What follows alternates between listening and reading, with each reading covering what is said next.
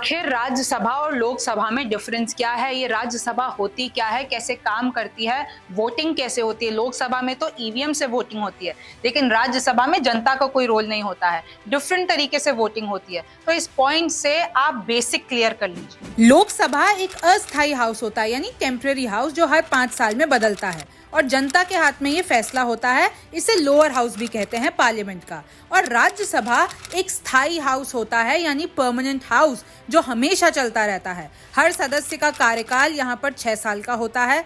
हर 2 सालों में 1/3 सदस्य रिटायर हो जाते हैं और इन सदस्यों का चुनाव राज्य के एमएलएस करते हैं और 12 सदस्यों को राष्ट्रपति चुनते हैं। भारत में कोई भी कानून तभी बनता है जब लोकसभा और राज्यसभा दोनों से पास होता है। लोकसभा में जनता नेताओं को ईवीएम के द्वारा चुनती है, यानी electronic voting machine. I am sure आप सभी ने इसमें वोट दिए होंगे। लेकिन राज्यसभा में voting proportional ranked choice voting, यानी PRCV, और इसको मैं और दूसरी भाषा में बताऊं तो सिंगल ट्रांसफरेबल वोट, यानी STV के द्वारा होती है।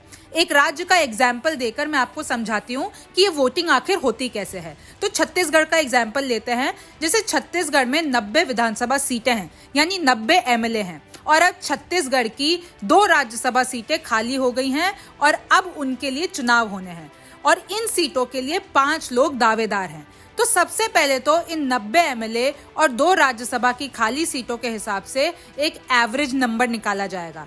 ये एवरेज ये बताएगा कि एक जने को चुनाव जीतने के लिए एटलीस्ट कितने वोट चाहिए।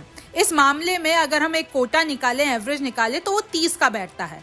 अब इन 90 MLAs को बैलेट पेपर दिया जाएगा जिसमें 5 प्रत्याशियों के नाम लिखे होंगे। इन MLAs को प्राथमिकता के आधार पर इन 5 को 1 से लेकर 5 तक रैंक करना होगा। कुछ राउंड्स के बाद ये फैसला हो जाएगा कि इन 5 में से कौन से 2 प्रत्याशियों को ये जो 2 खाली राज्यसभा सीटें हैं उसके लिए चुना जाएगा।